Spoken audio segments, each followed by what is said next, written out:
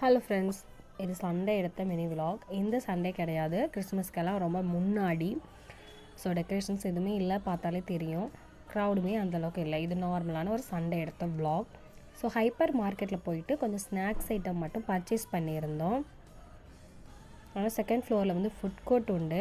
So அங்கே போய் நம்ம வந்து சாப்பிட்டுக்கலான்னு சொல்லிங்கிற ஐடியாவில் தான் ஸ்நாக்ஸ் செக்ஷன் ஃபஸ்ட்டு போயிருந்தோம்.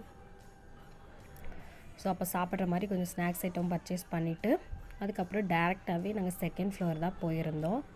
அங்கே போய் நல்லா என்ஜாய் பண்ணி சாப்பிட்டுட்டு அதுக்கப்புறம் ஃபுல் ஸ்ட்ரென்த்தோட ஃபன் டூராக போயிருந்தோம் கேம்ஸ்க்காக.